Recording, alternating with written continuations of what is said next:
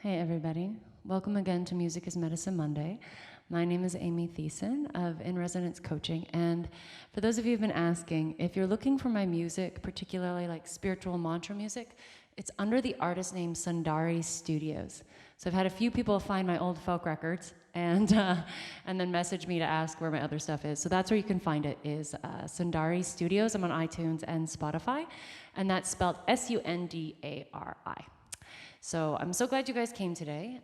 Today, we are going to talk about embodied voice and why that's important, as well as what that means, and some of the challenges that happen when we're working to be more embodied in our voice, and how we can start to overcome them. The blog I wrote this week is just a simple practice on connecting to and embodying your voice.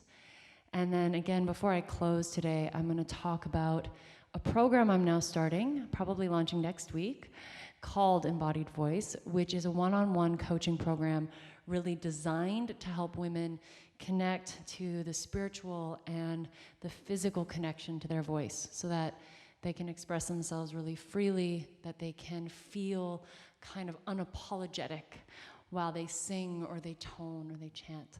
So I will talk about all of that after I share a little song with you. This weekend, I had the pleasure of joining Alice Hong in her women's circle, and her practice or her focus was really around embodiment. And so we went through this beautiful practice of really getting into our bodies, and afterwards, I wrote this song. And this song, called This Body Is My Temple, really encapsulates what an embodied voice is. To be in our voice, even when it's maybe not comfortable, when it's not easy, when it's not pretty, and to still express really kind of fluidly and openly. And I have to chuckle at myself because I'm struggling a little bit. There's a chunk of my voice that is feeling a bit caught today. And even my own, process of, I need to record again and again, or I need to fix this, I need to do something better. But I think some of the most powerful times we speak or we sing is when it isn't perfect, when it is so raw and so true. And so, in a nice, fitting song, this is called This Body Is My Temple.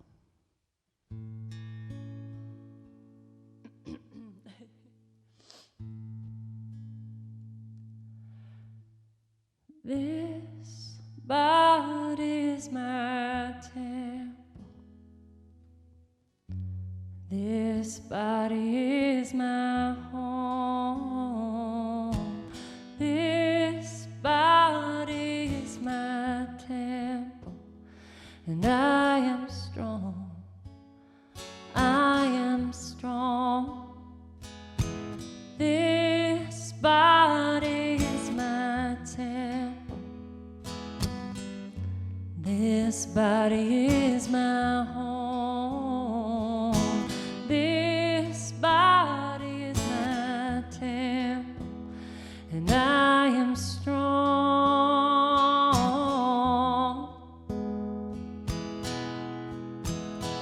From the stars in the sky to the sea at my feet, from the mountains I've climbed to the air I breathe, from the fires that burn deep down in my soul to the ashes where I grow, to the ashes. This body is my temple. This body is my home. This body is my temple, and I am strong. This body is my temple. This body is my home. This body is my temple, and I am strong.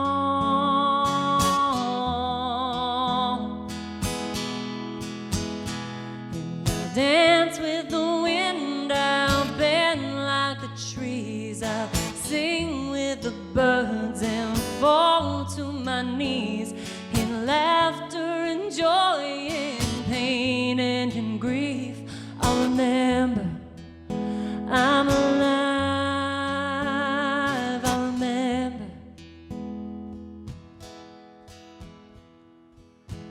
This body is my temple.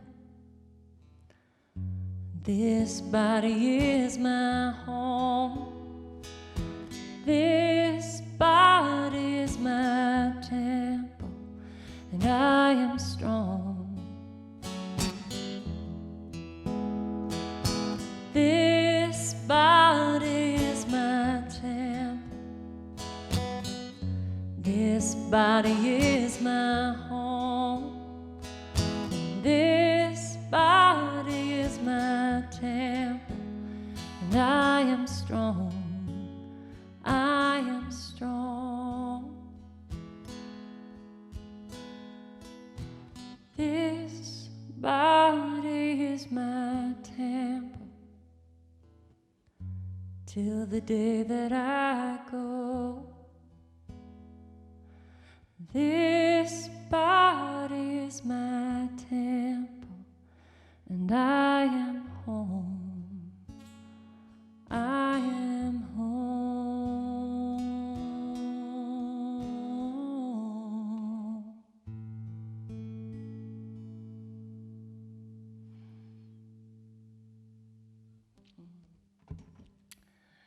It feels kind of fitting that I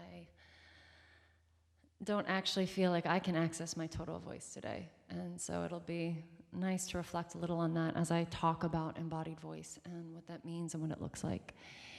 Our embodied voice, or an embodied voice, really is how we can articulate or express more than just words, but really our intention, our meaning, our purpose, our sense of connection. So as I speak to you now, I'm actually quite in my belly. I feel pretty connected there. And likely, you're gonna sense that I'm pretty grounded, I'm pretty steady. And if I were to talk a bit louder and maybe be a bit more directive, I could potentially work more in leadership or public speaking, and I'm holding that kind of oomph, that kind of steadiness. On the same token, as I do this, I sense my heart, but if I focus more into a tender heart, then that is more a vulnerable place, right? A place of softness, a place of care, a place of understanding. And my voice shifts to meet that. And if I'm nervous, which I definitely can be in times like this, I'll tend to talk a little bit more up here, especially if I'm really worried about what you're thinking or how you're gonna maybe take me in.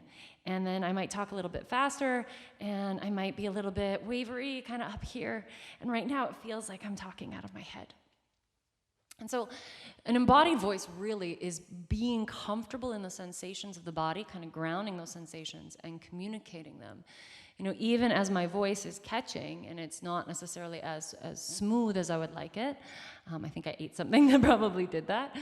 But even there, I might not be able to sound quite how I want, but there's still a sense of connection through the body that can be communicated. And what happens for a lot of us when we start to embody the voice, and what I found kind of not only in last year of doing a bunch of Rise and Resonance programs, but even into 15 years of teaching yoga and kind of hundreds of people I've watched this through, is how our voice is, how do I want to put this?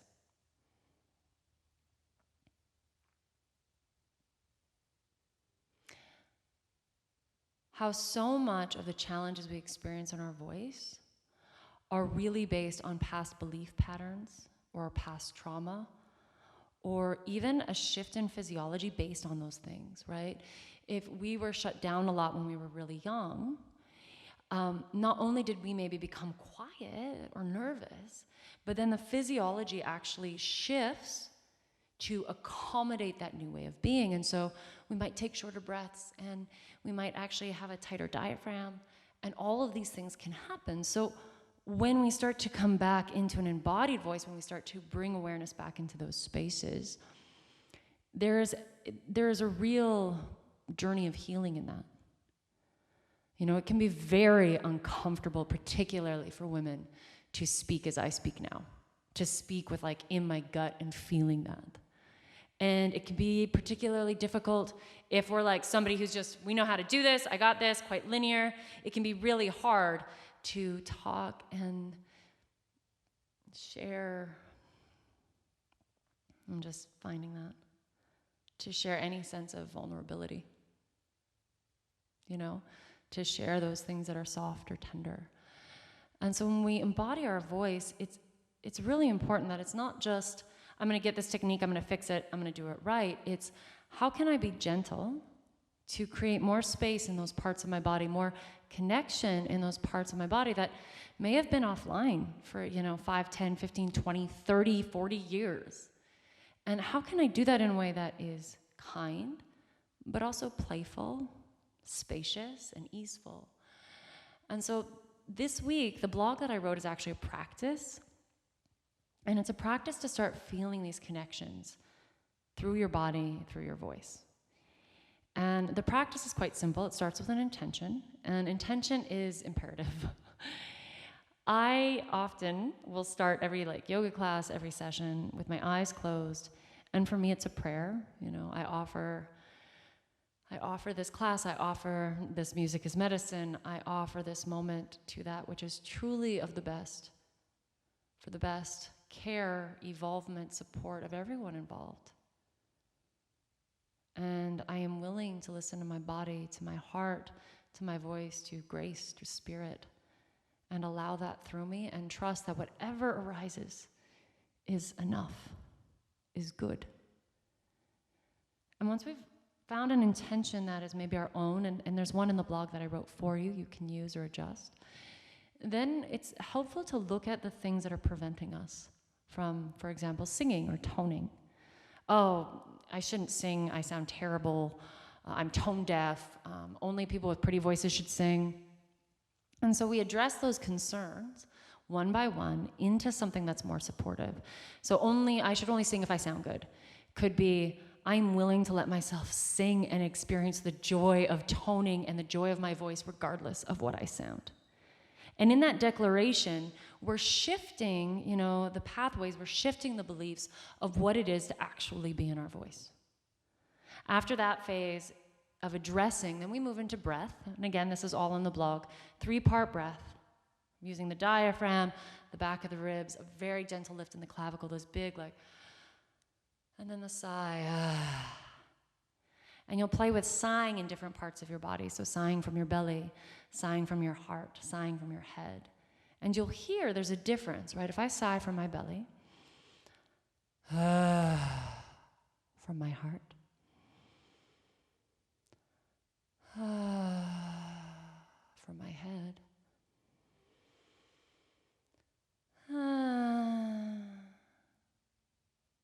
each of those sighs has a different sound and a different sensational or energetic tone. The next exercise after that is to actually hold that sigh in a note in an ah. So, ah. And I've added some music as well in the blog that you can download for that practice. And so you'll move through the practice of toning from these different parts of the body, and then notice in your life where you're speaking from. And so very gently we start to bring awareness into the body as we communicate in our day-to-day.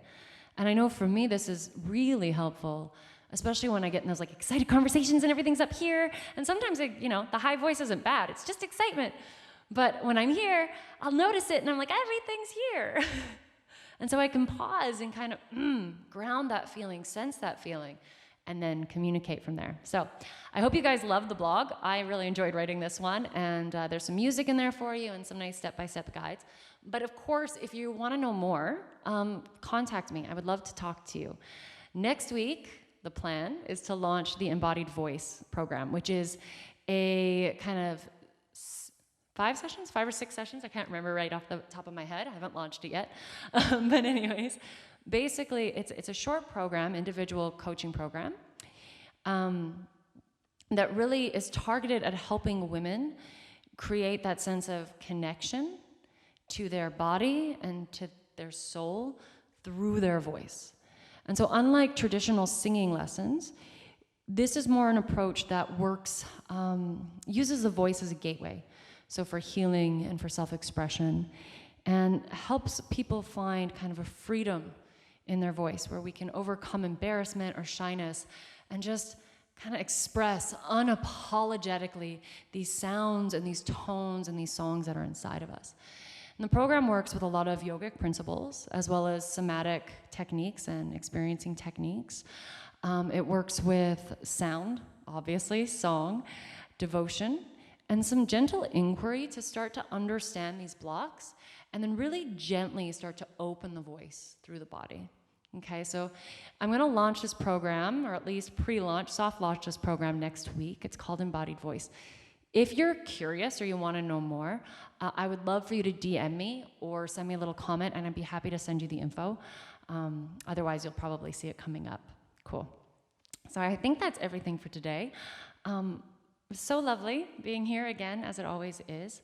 I hope you have a wonderful week, and I look forward to seeing you next week as we continue this Music is Medicine journey into 2021.